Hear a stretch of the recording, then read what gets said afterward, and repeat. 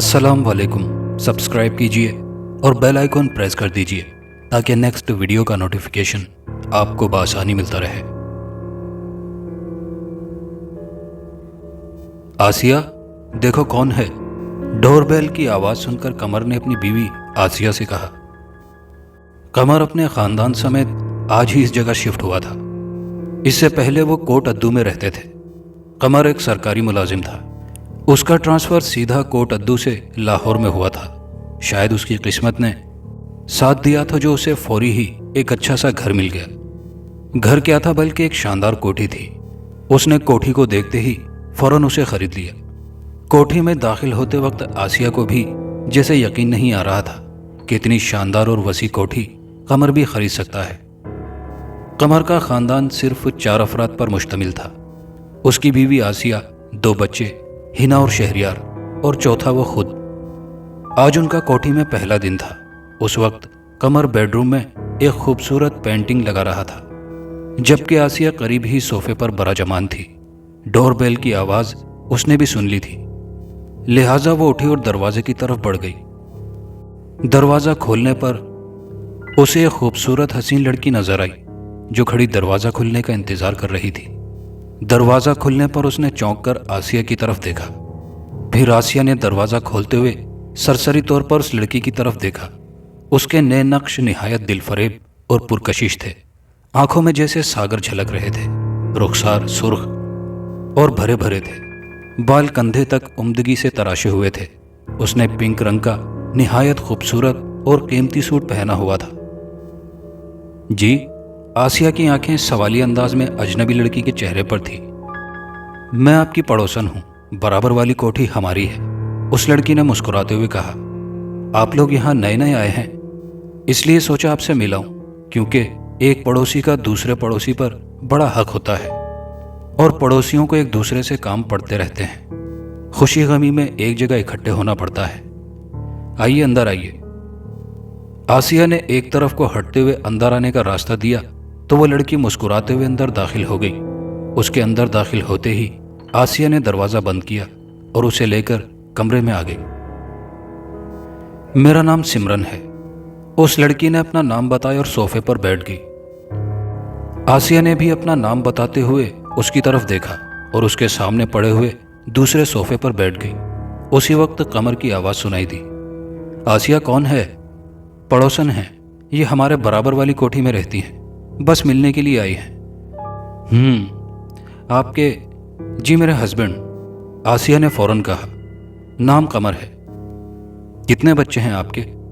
2, एक बेटा है शहरियार और दूसरी बेटी हिना। आप लोग पहले कहाँ रहते थे? कोट अद्दू में। इसका मतलब है कि आपके लिए ये शहर नया है। जी, ठीक कहा आपने। आपके हस्बैंड क्या करते हैं? सरकारी ऑफिसर हैं और अब इनका ट्रांसफ़र यहाँ हुआ है। वैसे मेरे घर में कोई नहीं है।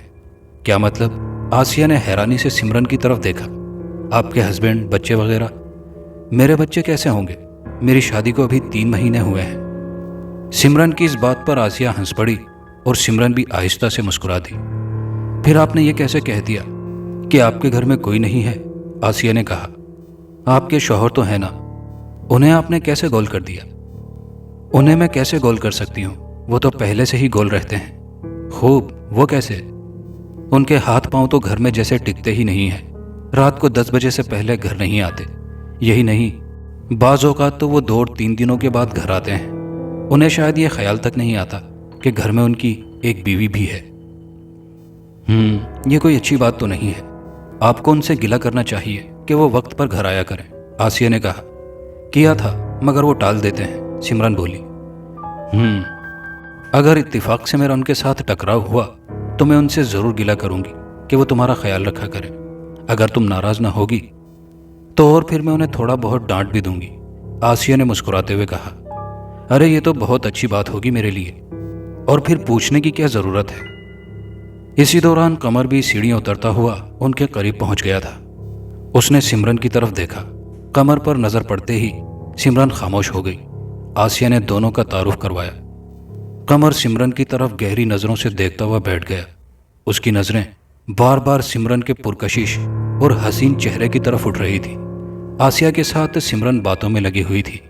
कमर कभी सिमरन के हिलते हुए सुर्ख गुलाबी होंठों को, कभी बार बार झपकती हुई बड़ी बड़ी आंखों को, कभी सुर्ख और भरे भरे रुखसारों को, और कभी सुराही की तरह निहायत खूबसूरत गर्दन को देख रहा था। न जाने कमर की नज़रें सिमरन के बदन पर कहाँ कहाँ पड़ रही थी। न जाने आज सिमरन को देखते ही उसे क्या हो चुका था। इससे पहले उसके साथ कभी ऐसा नहीं हुआ था। इसमें कमर का भी कोई कसूर नहीं था, क्योंकि सिमरन थी ही इतनी दिलकश। अगर कमर की जगह कोई और होता तो उसका भी यही हाल होता। जब आसिया ने कमर को बताया कि सिमरन शादीशुदा है और उसकी शादी को 3 माह हो चुके हैं, तो कमर का मुंह बनकर रह गया था।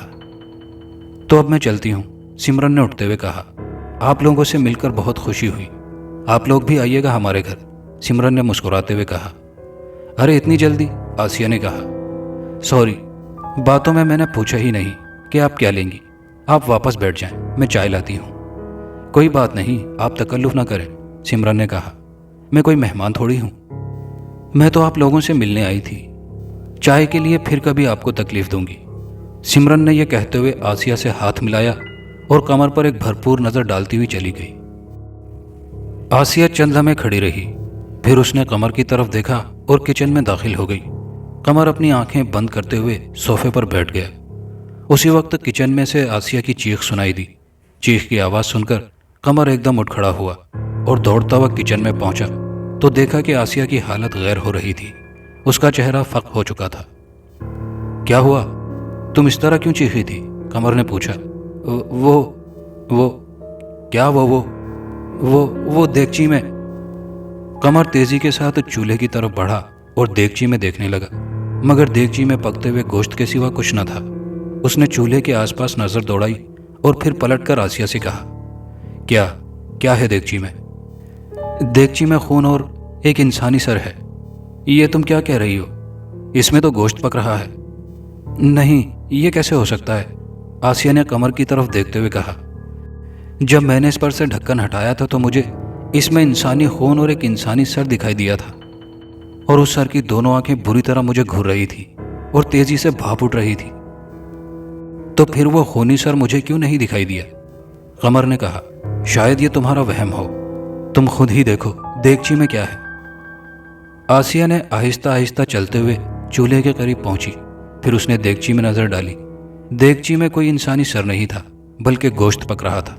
उसे जैसे अपनी आंखों पर यकीन नहीं आ रहा था। अब बताओ, कहाँ है सर? कमर, मेरी बात का यकीन करो, मैंने अपनी आंखों से देखा था, मगर अब चलो छोड़ो इसे, कमर ने कहा। यह तुम्हारा वहम है, यहाँ कोई खूनी सरवर नहीं है। अब जल्दी से खाना पकाओ, मुझे बहुत भूख लगी है, कमर ने मुस्कुराते हुए कहा था। ये हिना और शहरियार कहाँ हैं? आसिया ने कमर से कहा। कमर, जो एक किताब पढ़ने में मसरूफ था, आसिया की तरफ देखा। आसिया के हाथों में 2 प्लेटें थी जो एक दूसरे के ऊपर तले रखी थी। कहीं बाहर खेल रहे होंगे। क्यों, क्या काम है? यह सिमरन के यहाँ देना था। आसिया ने हाथ में पकड़ी हुई प्लेटों की तरफ इशारा किया। क्या है इसमें? गोश्त। लाओ, मैं दे आऊं। कमर ने आसिया से प्लेटें पकड़ी और बाहर निकल गया। बाहर सख्त धूप थी। दोपहर के 2 बजे का वक्त था। सख्त गर्मी पड़ रही थी। गली में कोई ना था। लोग गर्मी से बचने के लिए अपने अपने घरों में महसूर हुए थे। कमर चलता हुआ सिमरन की कोठी के करीब पहुंच गया। गेट थोड़ा सा खुला हुआ था। वो अंदर दाखिल हो गया। कुछ देर के बाद वो कोठी के अंदर मौजूद था। कोठी अंदर से भी काफी खूबसूरत थी। उसने इधर उधर देखा, मगर उसे कोई नजर न आया। वो चलता हुआ सीढ़ियों के करीब पहुंच गया। उसी वक्त उसे गुनगुनाने की आवाज सुनाई दी। ये आवाज सिमरन की थी, जो कोई गाना गुनगुना रही थी। उसने आवाज की सिमत का तयन किया और उस तरफ को चल दिया। सिमरन की गुनगुनाहट उसी तरफ से आ रही थी। उसी वक्त कमर की नजर अपने दाएं बाथरूम पर पड़ी। बाथरूम का दरवाजा अंधे शीशे का बना हुआ था। उस अंधे शीशे के दूसरी तरफ सिमरन शावर के नीचे खड़ी नहा रही थी। अंधे शीशे की वजह से वो साफ दिखाई नहीं दे रही थी। वो शावर से गिरते हुए पानी से अपने बदन पर लगे हुए साबुन के झाग को साफ कर रही थी। कमर के दिल की धड़कनें तेज होती चली गई। वो अपनी जगह बुत की मानिंद खड़ा बाथरूम की तरफ देखे जा रहा था। चंद लम्हों के बाद सिमरन ने शावर बंद कर दिया اس نے ہینگر کے ساتھ لٹکا ٹاول اتار کر اپنے بال اور بدن کو پانی کے قطروں سے خشک کیا اور اسے پھر ہینگر پر لٹکا دیا۔ پھر وہ سفید رنگ کی چادر اپنے بدن پر لپیٹ کر باہر نکل آئی۔ قمر تیزی کے ساتھ سائڈ پر ہو گیا۔ سمرن قمر کو اپنے سامنے کھڑا دیکھ کر چونک کر بولی، اوہ آپ کب آئے؟ میں ابھی آیا ہوں۔ آئیے بیٹھیے یہاں پر۔ سمرن نے صوفے پر بیٹھتے ہوئے قمر کو اشارہ کیا۔ جی شکریہ کہتے ہوئے اس کے سامنے والے صوفے پر بیٹھ گیا۔ پھر قمر نے ہاتھ میں پکڑی ہوئی پلیٹیں میز پر رکھتے ہوئے کہا، اس میں آپ کے لیے گوشت ہے۔ اوہو، اس کی کیا ضرورت تھی؟ آپ نے خواہ تکلف کیا۔ جی پڑوسی ہونے کے ناطے اتنا فرض تو بنتا ہی ہے، اسی لیے۔ شکریہ، سمرن نے اپنی اریاں ٹانگوں کو ہلاتے ہوئے کہا۔ ویسے بائی دا وے کچھ کہنا چاہتے ہو؟ میں کیا مطلب؟ میں نے کیا کہنا ہے؟ قمر ایک دم سٹ پٹا گیا تھا۔ جھوٹ مت بولو، سمرن نے قمر کی آنکھوں میں دیکھتے ہوئے کہا۔ انسان کی زبان جھوٹ بول سکتی ہے، آنکھیں نہیں، اور تمہاری آنکھیں بھی صاف بتا رہی ہیں کہ تم مجھ سے کچھ کہنا چاہتے ہو، اور تم کیا کہنا چاہتے ہو یہ بھی صاف طور پر پتہ چل رہا ہے۔ نہیں، وہ کچھ نہیں، کچھ بھی نہیں۔ جیسے آپ کی مرضی قمر صاحب، اگر تم میں ہمت نہیں ہے تو میں کہہ دیتی ہوں۔ کیوں؟ ٹھیک ہے نا؟ تمہاری آنکھیں میرے بدن کو دیکھنے کے لیے بہت بے چین ہیں، شاید حاصل کرنے کے لیے بھی۔ کیا مطلب؟ یہ تم کیا کہہ رہی ہو؟ تو میں غلط کیا کہہ رہی ہوں؟ قمر کی آنکھیں حیرت سے پھیلتی چلی گئی۔ قمر نے دل میں جو سوچا تھا وہ سمرن نے اس طرح بتا دیا تھا جیسے وہ کوئی جادوگرنی ہو۔ کیا تم اس بات سے انکار کرو گے کہ تم مجھے نہاتے ہوئے نہیں دیکھ رہے تھے؟ سمرن نے صوفے سے اٹھتے ہوئے کہا اور آہستہ آہستہ چلتے ہوئے قمر کے قریب پہنچ گئی۔ قمر کی آنکھوں میں اس طرح کا نشہ چڑھ چکا تھا جیسے اس نے کافی شراب پی لی ہو۔ اس کا دماغ جیسے معاف ہو چکا تھا۔ وہ بھی اٹھ کھڑا ہوا۔ سمرن چلتی ہوئی اس کے بہت قریب پہنچ چکی تھی۔ اس نے اپنا چہرہ قمر کے چہرے کے قریب کر دیا تو قمر جیسے نیند کے عالم میں بولا، نہیں، میں ایسا نہیں چاہتا، میری بیوی ہے، میں اسے دھوکہ نہیں دے سکتا، تم تو اجنبی ہو۔ اور سمرن کی آنکھوں میں دیکھتے دیکھتے قمر کی آنکھیں بوجھل ہو گئیں۔ آواز میں کپکپاہٹ پیدا ہو گئی۔ زبان نے جیسے مزید بولنے سے صاف انکار کر دیا تھا۔ اچانک سمرن کی آنکھوں سے ایک روشنی کی لکیر نکل کر قمر کی آنکھوں میں سما گئی۔ پھر جیسے قمر کا ذہن جاگ اٹھا، قمر نے تیزی کے ساتھ اپنے ہونٹ سمرن کے سرخ گلابی جلتے ہوئے ہونٹوں میں پیوست کر دیے تھے۔ سمرن کی آنکھیں جیسے کہہ رہی تھی، نہیں ہیں ہم اب اجنبی۔ سمرن اس کے چہرے پر جھکی اپنی خوبصورت انگلیاں اس کے بالوں میں پھیرنے لگی۔ قمر نے سمرن کو کولہوں سے پکڑ کر اوپر اٹھایا اور اپنے دائیں جانب بیڈ روم کی طرف چل پڑا۔ بیڈ روم کا دروازہ خود بخود کھلا اور قمر کے اندر داخل ہوتے ہی دروازہ خود بخود بند ہو گیا۔ قمر ہوش میں ہی کہاں تھا؟ طوفان کے روپ میں شیطان نے کروٹ لی تھی۔ طوفان بھی ایسا کہ کسی کو ہوش نہ رہا، ایسا طوفان جو محدود دائرے میں ہی گردش کر رہا تھا۔ اس طوفان کی زد میں مٹی اور ریت، پانی اور شبنم، سردی اور گرمی، سانسیں اور آوازیں سب ایک ہو چکے تھے اور ایک دوسرے میں مدغم ہو چکے تھے۔ یہ قمر کو گئے کتنی دیر ہو چکی ہے؟ نواب صاحب ابھی تک نہیں لوٹے؟ آسیہ نے سیڑھیاں اترتے ہوئے کہا۔ وہ تو اس طرح گئے ہیں جیسے سمرن کسی دوسرے شہر میں رہتی ہے، مجھے ہی وہاں پہنچ کر پتہ کرنا چاہیے۔ آسیہ آہستہ آہستہ باہر نکل آئی۔ ہنا اور شہریار گارڈن میں کھیل رہے تھے۔ وہ ان کے قریب سے گزرتی ہوئی گلی میں چلی آئی اور پھر وہ چند لمحوں کے بعد سمرن کے دروازے پر تھی۔ اس نے بیل کا بٹن پریس کیا اور پھر کسی کے باہر آنے کا انتظار کرنے لگی۔ آسمان پر سورج کی چمک ماند پڑ چکی تھی۔ مسجدوں میں عصر کی نمازیں پڑھائی جا چکی تھی اور اس سے ہی اندازہ ہو رہا تھا کہ قمر کو گئے کتنا وقت گزر چکا ہے۔ چند لمحوں کے انتظار کے بعد دروازہ کھلا اور سمرن نظر آئی۔ آسیہ کو دیکھ کر سمرن نے فوراً ہٹتے ہوئے کہا، ارے تم آؤ، اندر آ جاؤ۔ نہیں ابھی نہیں، آسیہ نے کہا، میں قمر کا پتہ کرنے آئی تھی، ابھی تک گھر نہیں آئے۔ وہ تمہارے پاس گوشت دینے آئے تھے، کیا تمہیں پتہ ہے یہ کہاں ہیں؟ یعنی کہیں تم نے انہیں کسی کام سے بھیجا ہو؟ نہیں تو، سمرن نے نفی میں سر ہلا دیا، وہ تو اسی وقت چلے گئے تھے۔ کیوں، کیا گھر نہیں پہنچے؟ نہیں۔ तुम परेशान मत हो, कहीं वो तुम्हें बगैर बताए अपने किसी दोस्त के यहाँ तो नहीं चले गए?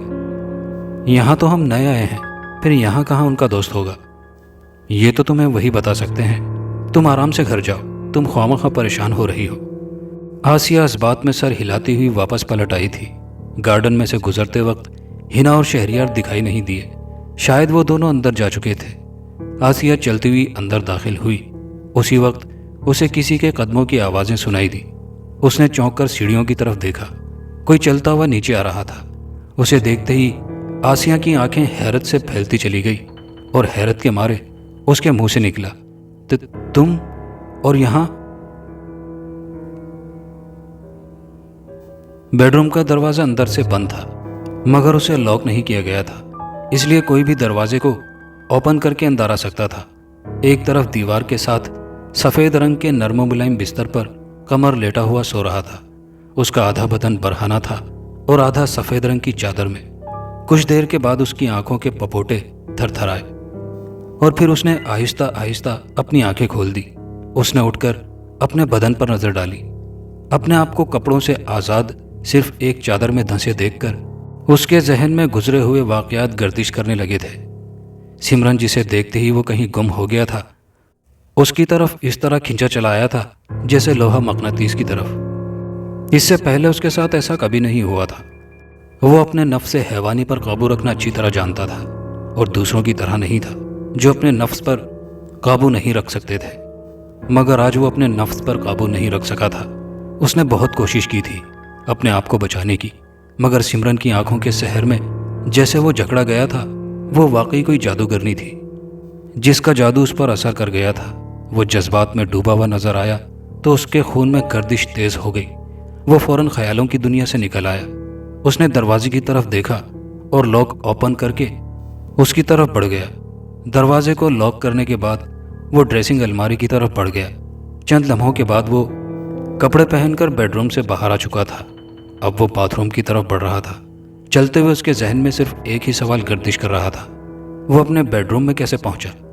क्या उसे यहाँ सिमरन छोड़कर गई या वो खुद यहाँ अपने कदमों पर चलकर आया था? अगर वो खुद अपने कदमों पर चलकर यहाँ तक पहुंचा तो उसे ये याद क्यों नहीं आ रहा था? वो चलता हुआ सीढ़ियों से उतरने लगा। सीढ़ियों से उतरते वक्त उसके कदमों की आवाज़ें उभरने लगी। उसी वक्त कमर को आसिया नजर आई जो बैरूनी दरवाजे से अंदर दाखिल हुई थी। आसिया ने चौंक कर कमर की तरफ देखा। उसे देखते ही आसिया की आंखें हैरत से फैलती चली गई। हैरत के मारे उसके मुंह से निकला, तुम और यहाँ? क्यों, क्या मुझे यहाँ नहीं होना चाहिए? कमर ने एक लम्हे रुक कर कहा और चलते हुए आसिया के करीब पहुंच गया। नहीं, मेरा मतलब ये नहीं, आसिया ने कहा। दरअसल मैं तुम्हें देखने सिमरन के घर गई थी और फिर तुम मेरे सामने घर में दाखिल भी नहीं हुए थे। आखिर तुमने इतनी देर कहाँ लगाई? शाम होने वाली है। मैं तुम्हें बाहर ढूंढती फिर रही थी और तुम ऊपर से आ रहे हो। अरे मैं तो उसी वक्त वापस आ गया था, कमर ने कहा। तुम उस वक्त शायद किचन में थी जब मैं सीढ़ियाँ चढ़ते हुए कमरे में पहुंचा था। मुझे बिस्तर पर लेटते ही नींद आ गई और अब मेरी आंख खुली है। तुमने बेडरूम में नहीं देखा होगा। हाँ वाकई मैंने तुम्हें बेडरूम में नहीं देखा था, आसिया ने कहा। वो कमर की बातों में आ गई थी। कमर भी उसे कैसे बताता कि असल वजह क्या थी। कमर नहाने के बाद बाथरूम में चला गया और आसिया शाम का खाना बनाने के लिए किचन की तरफ चल दी। कुछ देर के बाद कमर नहाकर बाहर निकला और अपने दोनों बच्चों हिना और शहरियार के पास जाकर बैठ गया। वो दोनों बैठे अपनी किताबें पढ़ रहे थे। वो भी उनकी मदद करने लगा। कमर जरा यहाँ आना, किचन में से आसिया की आवाज़ सुनाई दी। कमर उठा और किचन की तरफ हो लिया। किचन में दाखिल होकर उसने आसिया की तरफ देखा और कहा, क्या है? क्यों? आसिया ने हैरानी से उसकी तरफ देखा। क्या हुआ? क्या हुआ का क्या मतलब? कमर ने प्यार से कहा। अरे तुमने तो आवाज़ दी है, इसीलिए तो मैं फौरन आ गया और तुम हैरानी से मेरी तरफ देख रही हो। मेरे ख्याल से तुम्हें गलतफहमी हुई है, मैंने तो तुम्हें आवाज़ नहीं दी। कमर ने चंद लम्हों के लिए आसिया के चेहरे की तरफ देखा। आसिया का चेहरा सपाट था। फिर कमर ने अपना सर हिलाते हुए कहा, क्या तुम सच कह रही हो? क्या वाकई तुमने मुझे आवाज़ नहीं दी? अरे हाँ बाबा, मैंने तुम्हें नहीं बुलाया। भला मुझे झूठ बोलने की ज़रूरत ही क्या है? ठीक है, कमर ने कहा और फिर उसने हिना और शहरियार को आवाज़ दी। وہ دونوں دوڑتے ہوئے کچن میں پہنچ گئے۔ جی ابو، انہوں نے بیک وقت مؤدب لہجے میں کہا۔ بیٹا، تم دونوں بتاؤ کہ تمہاری امی نے مجھے پکارا تھا یا نہیں؟ پکارا تھا، انہوں نے کہا۔ آپ تو پڑھائی میں ہماری مدد کر رہے تھے جب امی نے آپ کو پکارا تھا۔ کیوں، کیا ہوا؟ کچھ نہیں، قمر نے کہا۔ ہاں بچوں، اب تم دونوں جاؤ اور اپنا کام کرو۔ یہ کیسے ہو سکتا ہے؟ آسیہ نے بچوں کے کچن سے نکلتے کہا۔ میں نے اگر تمہیں نہیں پکارا تو پھر تمہیں کس نے پکارا؟ کیا وہ آواز میرے جیسی تھی؟ ہاں، وہ آواز تمہاری ہی تھی۔ میرے خیال سے وہ کوئی روح یا چڑیل وغیرہ ہوگی جس نے میری آواز میں تمہیں پکارا۔ کہیں یہ گھر آصف زدہ تو نہیں ہے؟ میرے خیال سے ایسے ہی ہے، اسی لیے یہ گھر بلکہ کوٹھی تمہیں اتنی آسانی سے مل گئی، ورنہ اس دور میں ایک سادہ سا گھر بھی اتنی کم قیمت میں ملنا بہت مشکل ہے۔ قمر نے کوئی جواب نہیں دیا، وہ کچھ سوچتا ہوا کچن سے باہر نکل گیا۔ قمر کا ذہن ابھی بھی الجھن کا شکار ہو چکا تھا۔ آخر وہ آواز کس کی تھی؟ اگر آسیہ نے اسے پکارا نہیں تھا تو پھر وہ کون تھی جس نے آسیہ جیسی آواز میں اسے پکارا تھا؟ کیا آسیہ کی بات سچ تو نہیں؟ کیا واقعی یہ گھر آصف زدہ تو نہیں ہے؟ اگر ہاں تو پھر ان کے ساتھ کوئی ایسا واقعہ پیش کیوں نہیں آیا جس سے وہ خوفزدہ ہو جائیں، جس سے یہ ثابت ہو جائے کہ یہ گھر واقعی آصف زدہ ہے؟ وہ انہی سوچوں میں گم بچوں کے قریب پہنچ گیا۔ بچے اپنی پڑھائی میں لگے ہوئے تھے۔ اس نے صوفے کے ساتھ ٹیک لگاتے ہوئے اپنی آنکھیں موند لی۔ زیادہ وقت نہیں گزرا تھا کہ اسی وقت ڈور بیل کی آواز سنائی دی تو وہ بچوں کو پڑھنے کا حکم صادر کرتے ہوئے صوفے پر سے اٹھا اور دروازے کی طرف بڑھ گیا۔ اس نے دروازے کے قریب پہنچ کر دروازہ کھولا۔ دروازے پر اس کے سامنے ایک آدمی کھڑا تھا۔ اس کے بال لمبے اور بکھرے ہوئے تھے، یوں لگتا تھا جیسے اس نے کبھی کنگھی بھی نہ کی ہو۔ ناک تھوڑا سا پھیلا ہوا تھا، گندا چہرہ اور کانوں میں سیاہ رنگ کی بالیاں، یہ سب اس کی شخصیت کو پراسرار بنا رہے تھے۔ کیا چاہیے؟ تم کیا دے سکتے ہو؟ اس نے مسکرانے کی ناکام کوشش کرتے ہوئے کہا۔ جو کسی فقیر کو دیا جاتا ہے، قمر نے کہا۔ اور اس کے علاوہ بھلا میں کیا دوں گا؟ وہ آدمی قمر کی بات سن کر زور زور سے ہنسنے لگا۔ اسے اس طرح ہنستا دیکھ کر قمر کا منہ بن گیا۔ وہ چند لمحے اسی طرح ہنستا رہا اور پھر بولا، کیا تمہیں میں فقیر دکھائی دیتا ہوں؟ کیوں، اس میں کوئی شک ہے؟ ہاں، وہ کیا، میرے ہاتھوں میں کشکول نہیں ہے؟ کشکول نہ رکھنے سے فقیری دور نہیں ہو سکتی۔ اچھا، ویسے بھی تمہارے حلیے سے صاف پتہ چلتا ہے کہ تم کوئی فقیر ہو، کوئی نیک بزرگ نہیں۔ یہ لو 50 روپے اور جاؤ۔ مجھے تمہارے ان 50 روپوں کی ضرورت نہیں ہے، اس نے قمر کا ہاتھ جھٹکتے ہوئے کہا۔ تم اس گھر میں نئے آئے ہو؟ ہاں، ہم اس گھر میں نئے آئے ہیں۔ کیوں؟ کچھ نہیں، اس نے گھر کے اندر اور باہر نظر مارتے ہوئے کہا۔ خراب، خراب، بہت خراب، اندھی قسمت، موت کے سائے، بہت ہی خراب وقت ہے۔ بابا، یہ تم کیا الٹی سیدھی باتیں کرنے لگے ہو؟ موت کے گھر میں رہنے والے، تمہارا برا وقت چل رہا ہے، اس نے گھر کے اندر دیکھتے ہوئے کہا۔ انجانی اجنبی چیزوں کے نرغے میں تم آ چکے ہو۔ بس بس، مجھے پتا ہے پیسے کمانے کا یہ نیا طریقہ استعمال کر رہے ہو تم، مگر میں تمہاری باتوں میں آنے والا نہیں ہوں۔ تم نہ سمجھ ہو بچے، اسی لیے میری باتوں کو نہیں سمجھ رہے، مگر بعد میں تم مجھے ضرور یاد کرو گے۔ وہ شخص یہ کہتے ہوئے واپس پلٹ گیا۔ قمر نے دروازہ بند کیا اور چلتا ہوا بچوں کے قریب آ گیا۔ چند لمحوں کے بعد بچوں نے اپنی کتابیں اپنے بیگ میں ڈالی اور اٹھ کر اپنے کمرے کی طرف چل دیے۔ قمر اس وقت کھانے سے فارغ ہو کر اپنے کمرے میں آ چکا تھا۔ کچھ دیر کے بعد آسیہ بھی کمرے میں داخل ہوئی اور چلتی ہوئی بیڈ پر آ گئی۔ اے سی چلنے کی وجہ سے گرمی کا نام و نشان نہیں تھا۔ بیڈ روم میں مکمل طور پر ٹھنڈک پھیلی ہوئی تھی۔ قمر اور آسیہ دونوں بستر میں گھس چکے تھے۔ ان دونوں کی آنکھیں بند تھیں۔ وقت سست روی سے گزر رہا تھا۔ ان کو لیٹے زیادہ دیر نہیں ہوئی تھی کہ اسی وقت قمر اٹھ کر بیٹھ گیا۔ وہ بہت بے چین لگ رہا تھا۔ وہ تیزی کے ساتھ اپنے پیٹ پر، کبھی کمر پر، کبھی گردن پر، کبھی چہرے پر، کبھی بالوں میں، کبھی ٹانگوں پر اور کبھی بازوؤں پر خارش کرنے لگا۔ چند لمحے وہ یوں ہی کرتا رہا اور پھر اس کے منہ سے چیخوں جیسی آوازیں نکلنے لگی۔ آوازیں سن کر آسیہ اٹھ کر بیٹھ گئی۔ کیا ہوا؟ کیا ہوا؟ تم اس طرح کیوں چیخ رہے ہو؟ اوہ، وہ اپنا منہ کھولتے ہوئے چلایا اور پھر اس نے اپنا کرتا چیر پھاڑ کر اتار پھینکا۔ اس کے بدن پر نظر پڑتے ہی آسیہ کی آنکھیں پھیلتی ہوئی سائیڈوں پر جا لگی۔ اسے جیسے اپنی آنکھوں پر یقین نہیں آ رہا تھا۔ وہ چیختے ہوئے قمر کو خوف بھری نظروں سے دیکھ رہی تھی۔ آسیہ تیزی کے ساتھ چیخ مارتے ہوئے بیڈ سے اتری اور دیوار کے ساتھ جا لگی۔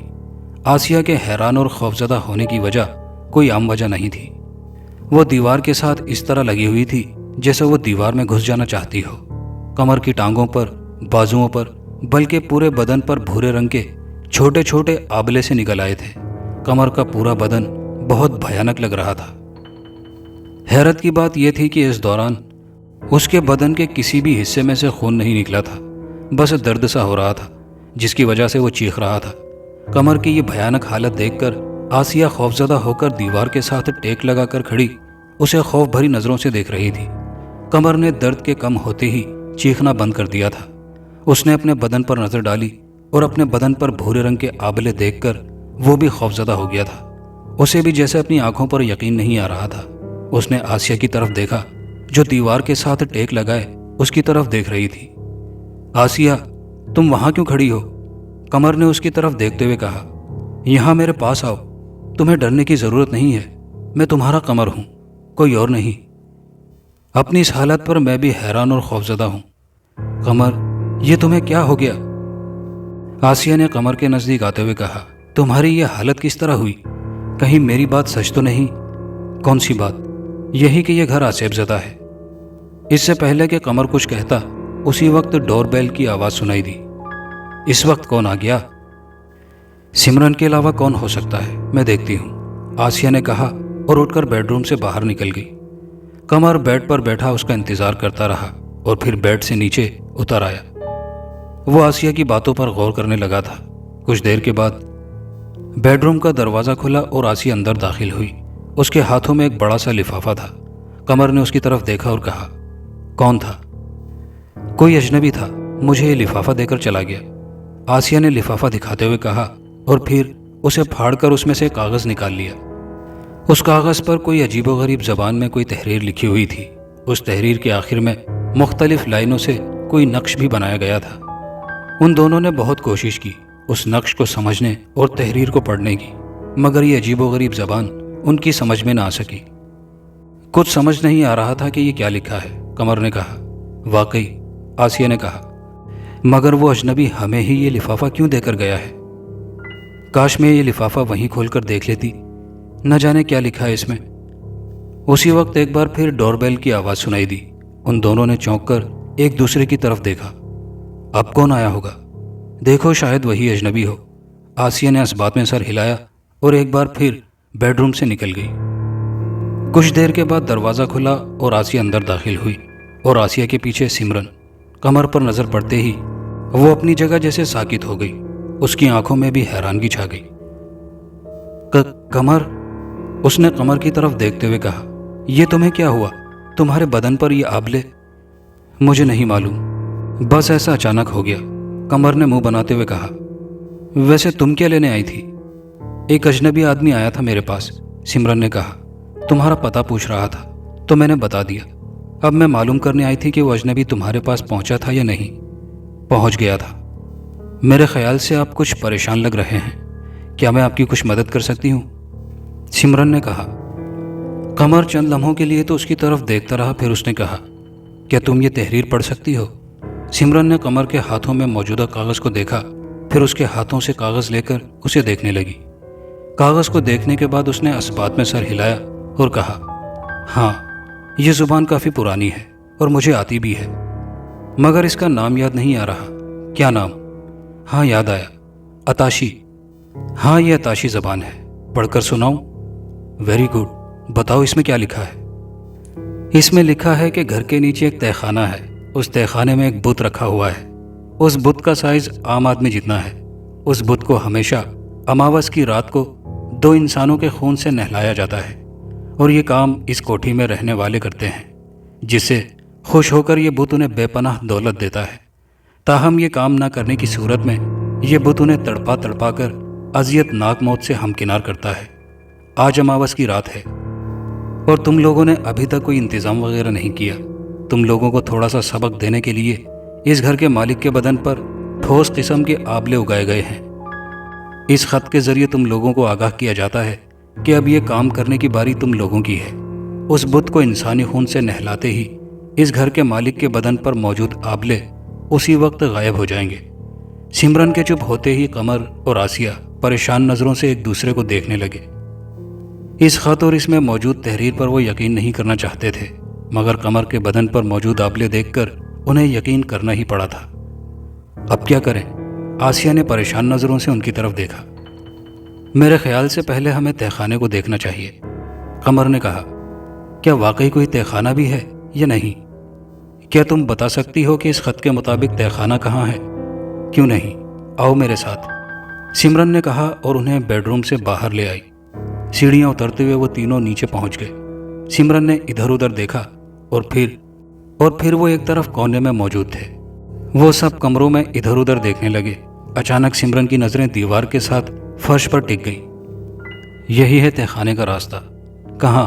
قمر اور آسیہ نے کہا، اور پھر ان کی نظریں بھی اسی جگہ ٹک گئیں جہاں سمرن کی نظریں تھیں۔ اس کا مطلب ہے واقعی کوئی تہہ خانہ ہے، قمر نے کہا۔ میرے خیال میں ہمیں تہہ خانے کو دیکھنا چاہیے، سمرن نے کہا۔ دیکھیں تو اندر کیا کیا ہے، بت کیسا ہے؟ میں تو کہتی ہوں رہنے دو، آسیہ بولی۔ مجھے انجانا سا خوف محسوس ہو رہا ہے۔ ہمیں پتہ تو چل چکا ہے کہ یہ خط درست کہہ رہا ہے، اس لیے ہمیں فوراً اور اسی وقت یہ گھر چھوڑ دینا چاہیے۔ کہیں ایسا نہ ہو ہم کسی بہت بڑی مصیبت میں پھنس جائیں۔ تم خواہ ڈر رہی ہو، سمرن نے کہا۔ ایسا کچھ نہیں ہوتا، میں بھی تو تم دونوں کے ساتھ ہوں۔ چلو آؤ۔ سمرن نے فرش پر موجود دروازے کو اوپر اٹھایا تو سیڑھیوں کی ایک لمبی قطار نیچے جاتی ہوئی دکھائی دی۔ وہ سیڑھیاں اترتی ہوئی نیچے پہنچ گئی۔ سیڑھیاں اترتے ہوئے ٹک ٹک کرتے ہوئے اس کے قدموں کی آوازیں سنائی دے رہی تھی۔ تہہ خانے میں اندھیرا ہونے کی وجہ سے آسیہ اور قمر کو سمرن دکھائی نہیں دے رہی تھی۔ چند لمحوں کے بعد اس کے قدموں کی آوازیں آنا بھی بند ہو گئی تھی۔ قمر، آسیہ، انہیں سمرن کی آواز سنائی دی۔ نیچے آ جاؤ، ڈرنے کی ضرورت نہیں ہے، سب کچھ ٹھیک ٹھاک نظر آ رہا ہے۔ چلو ہم بھی چلتے ہیں، قمر نے کہا، اور وہ بھی نیچے اترتا چلا گیا۔ آسیہ کو بھی نیچے اترنا پڑا۔ چند لمحوں کے بعد وہ دونوں بھی سمرن کے قریب پہنچ گئے۔ سمرن سیڑھیوں کے قریب کھڑی ان کی طرف ہی دیکھ رہی تھی۔ پھر وہ تینوں آگے بڑھ گئے۔ یہاں ہر طرف فرش پر مٹی کی گرد جمی ہوئی تھی۔ ستون اور چھتوں کے ساتھ مکڑیوں کے جالے لٹک رہے تھے۔ کچھ پر مکڑیاں بیٹھی تھی، کچھ حرکت کرتی ہوئی دکھائی دے رہی تھی۔ نہ ہونے کے برابر مختلف چیزیں ادھر ادھر بکھری ہوئی تھی۔ خاموشی کی لہریں ہر طرف پھیلی ہوئی تھی۔ وہ تینوں ادھر ادھر گھومتے پھر رہے تھے، مگر ابھی تک انہیں وہ بت دکھائی نہیں دیا تھا۔ چلتے چلتے اچانک آسیہ چیخ مارتے ہوئے قمر کے پیچھے چھپ گئی۔ سمرن اور قمر یکدم رک گئے تھے۔ ہلکے ہلکے اندھیرے نے ہر چیز کو اپنی لپیٹ میں لے رکھا تھا۔ ہر چیز مٹی کی گرد سے لتھڑی ہوئی تھی۔ دیواروں کا رنگ اتر چکا تھا۔ انسانی کھوپڑیوں اور مختلف اعضاء کی ہڈیاں ادھر ادھر بکھری پڑی تھی۔ ان ہڈیوں کے ڈھیر کے سامنے تین سائے کھڑے دکھائی دے رہے تھے۔ وہ ایک دوسرے کے بہت قریب کھڑے تھے۔ ان کے چہروں کے رخ ہڈیوں کے اس ڈھیر کے دوسری جانب تھے، جہاں ایک کافی اونچے چبوترے پر کوئی بت دکھائی دے رہا تھا۔ اس بت کا چہرہ کافی بھیانک تھا، جسے دور سے دیکھنے پر خوف آنے لگتا۔ اس بت کے سر پر دو سینگ موجود تھے، آنکھیں باہر کو ابھری ہوئی تھی، ناک کافی موٹی تھی، بدن پر سیاہ رنگ کے سینکڑوں دانے بنے ہوئے تھے۔ اس کی ٹانگ چبوترے سے نیچے اور دوسری چبوترے کے اوپر تھی۔ اس کے سامنے پڑی ہوئی ہڈیاں ان انسانوں کی تھی جن کے خون سے انہیں نہلایا جاتا تھا۔ سمرن، آسیہ اور قمر تینوں خوف بھری نظروں سے بت کی طرف دیکھ رہے تھے۔ آسیہ سمرن اور قمر کے درمیان کھڑی تھی۔ اب کیا کریں؟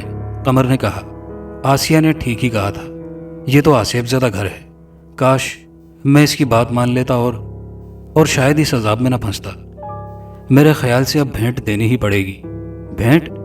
ان دونوں نے سوالیہ نظروں سے سمرن کی طرف دیکھا۔ ہاں بھینٹ، سمرن نے کہا۔ اس خط میں لکھا ہے کہ تمہارے بدن پر سے اسی وقت یہ آبلے غائب ہو سکتے ہیں جب تم دونوں بت کو کسی انسان کے خون سے نہلاؤ گے۔ میرے خیال سے تم دونوں یہ کام کر ہی دو۔ اس طرح قمر کو اس عذاب سے چھٹکارا بھی مل جائے گا، اور یہ بت یہ بھی تم دونوں سے خوش ہو کر دولت سے نواز دے گا، جو کہ تم دونوں کا انعام ہوگا۔ یہ تم اس یقین کے ساتھ کیسے کہہ رہی ہو؟ قمر نے سمرن کو تیز نظروں سے دیکھتے ہوئے کہا۔ تم تو اس طرح کہہ رہی ہو کہ جس طرح انسانی خون اس بت کو نہیں بلکہ تمہیں چاہیے۔ سچ سچ بتاؤ، اس کام میں تمہارا تو کوئی ہاتھ نہیں؟ تمہارے لہجے اور باتوں سے عجیب قسم کی بو محسوس ہو رہی ہے۔ میں تو ویسے ہی کہہ رہی تھی، سمرن ہکلائی۔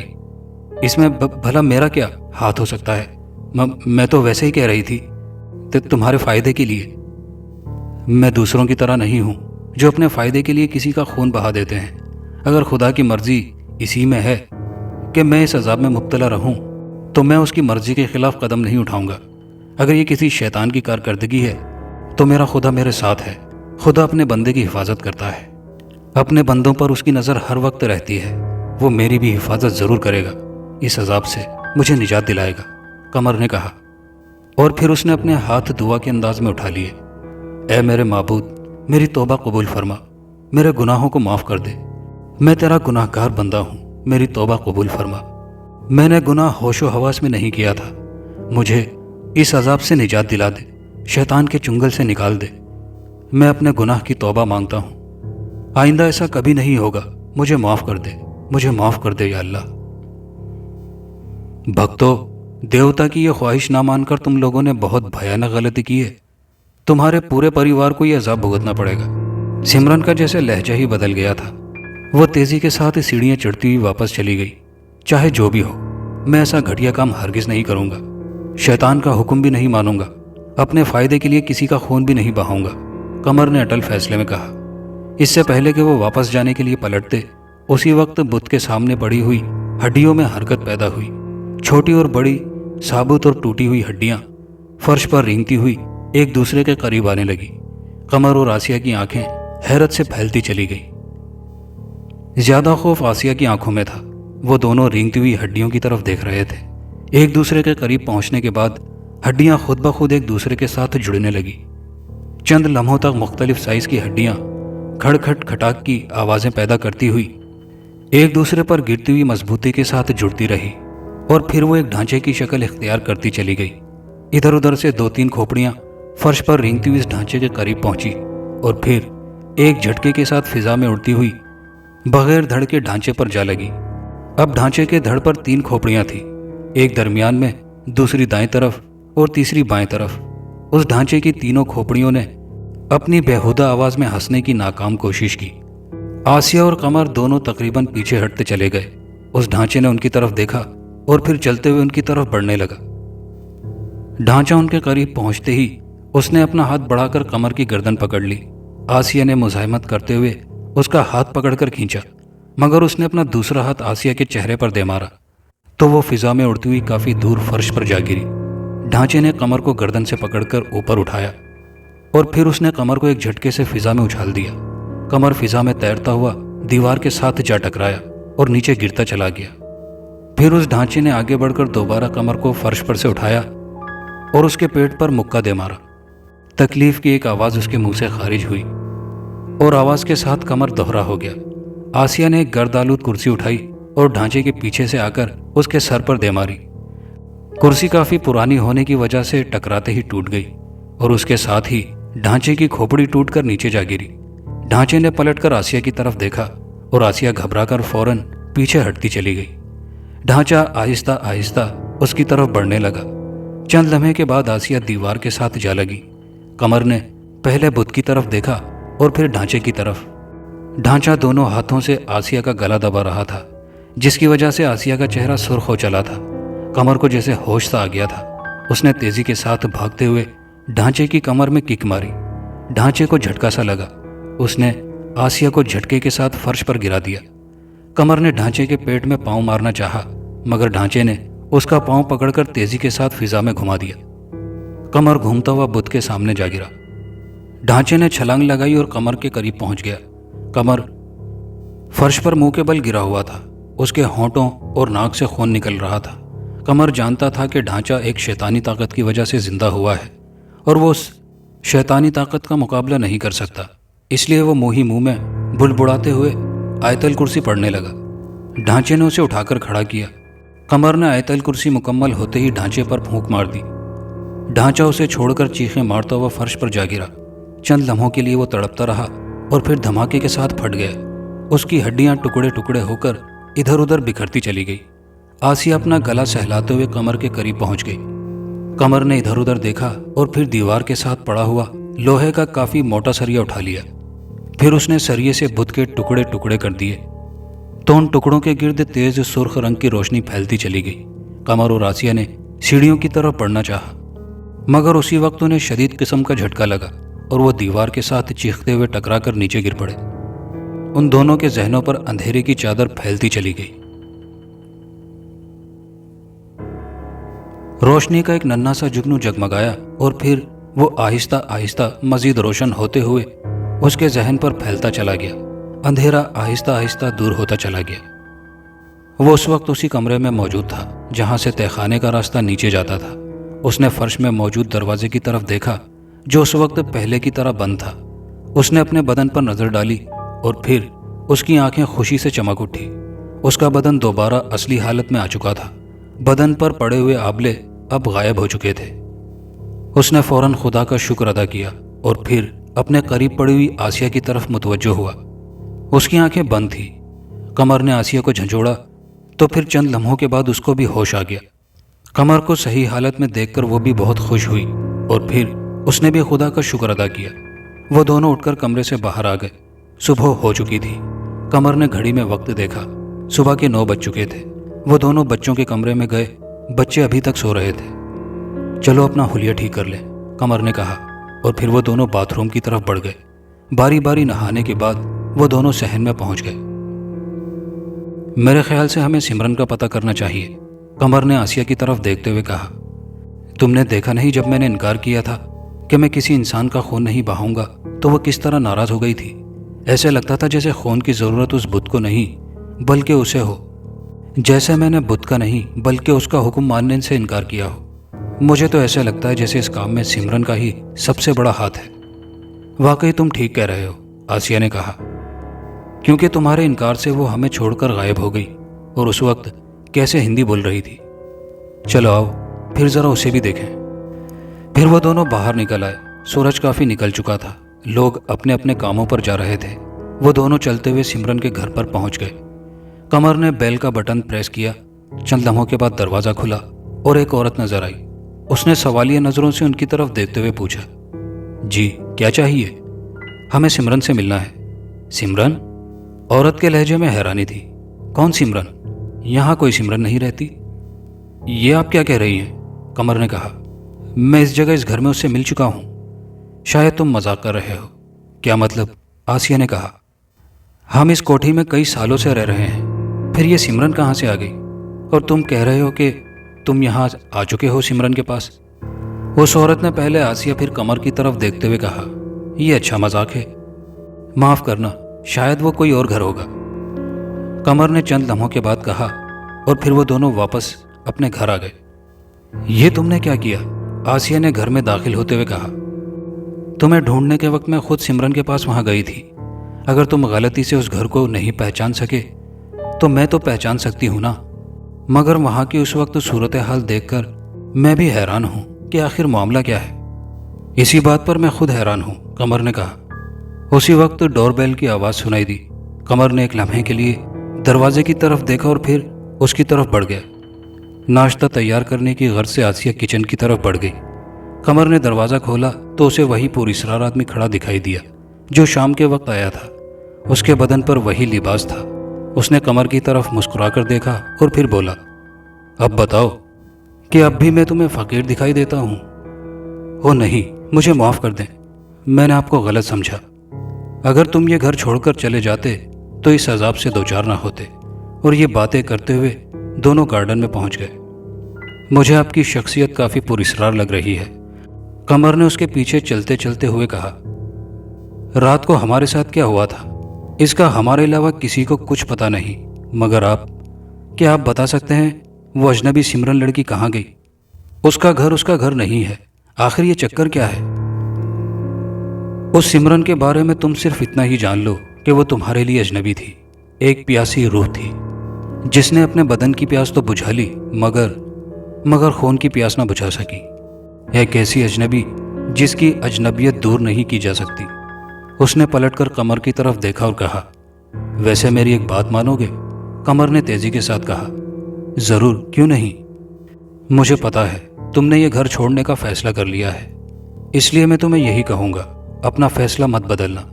اس نے کہا اور قمر نے اس بات میں سر ہلا دیا۔ اسی وقت قمر کو آسیہ کی چیخ سنائی دی۔ چیخ کی آواز سن کر اس کی پیشانی پر شکنیں پھیلتی چلی گئی۔ وہ بھاگتا ہوا گارڈن سے نکلا اور گھر میں داخل ہو گیا۔ آخر یہ سب کیا ہے؟ قمر نے دوبارہ گارڈن میں داخل ہوتے ہوئے کہا اور چلتا ہوا آدمی اس کے قریب پہنچ گیا۔ آپ کو پتا ہے کہ آسیہ کے چیخنے کی وجہ کیا تھی؟